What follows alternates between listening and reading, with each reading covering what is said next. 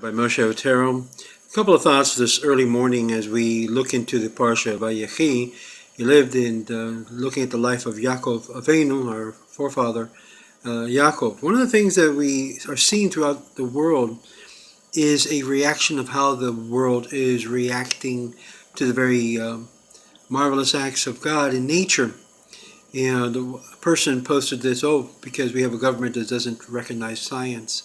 Another one blames it for the heat wave, for the global heating, global warming, and all these excuses. The bottom line is that God's creation is revolting back towards humanity for the way they have been conducting their lives in injustice one against the other.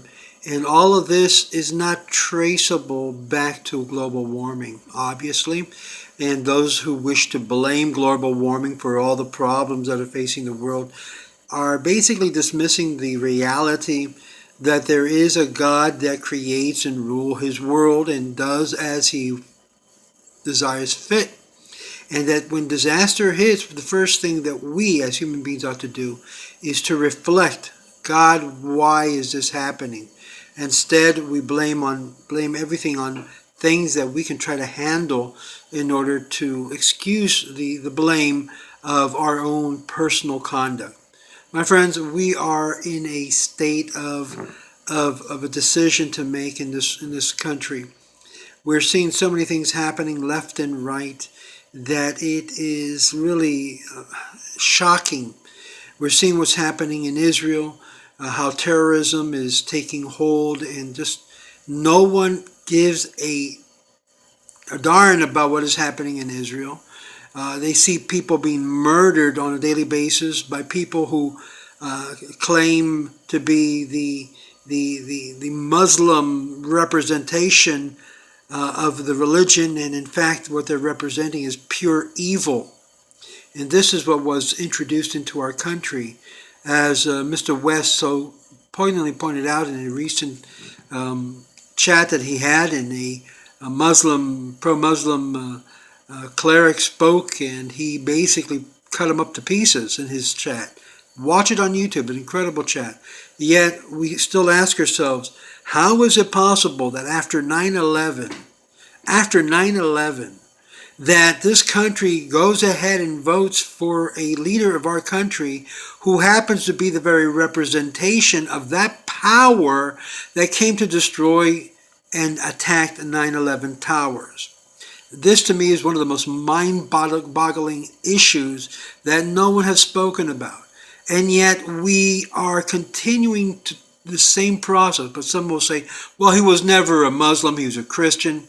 Bottom line, we know very well that many Muslims call themselves Christians because they embrace certain aspects of Christianity in their faith in order to subdue, to bring under the whole concept of Christianity in this Christian ideal, in order to subdue it into the Muslim servitude, which is what's taking place in our country today.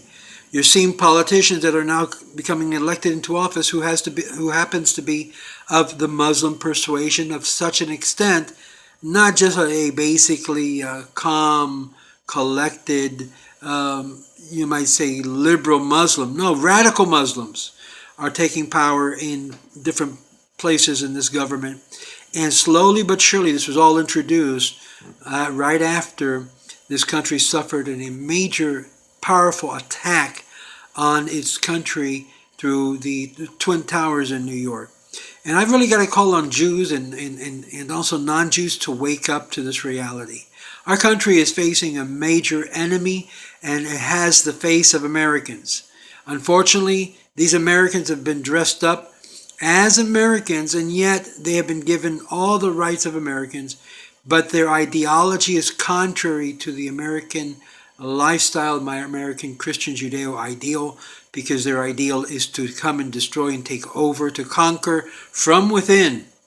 And we're not seeing that. And unfortunately, it's very possible to see within a few years, as that particular community's population growth and influence and in numbers, that this country could eventually become under the rule of Sharia law. I'm saying this as a warning. I'm not saying this to play politics. The reality is that the B'nai Ishmael is growing in strength and power throughout the world. Anti-Semitism is growing in strength throughout the world. And we Jews sit behind just saying, oh, let's continue with peace, love, and all of this kind of hippie generation mentality that has destroyed this country.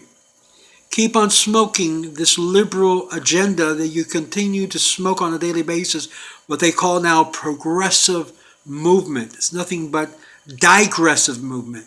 And if we don't change in this country the ideologies of the children that are being raised in this country, our country will no longer be. And we will be the next fleeing immigrants, but not in the United States, outside the U.S. Oh, God help us. God help the USA. God help Israel. And God help every single Jew and believer in one God to be able to overcome what's coming in America.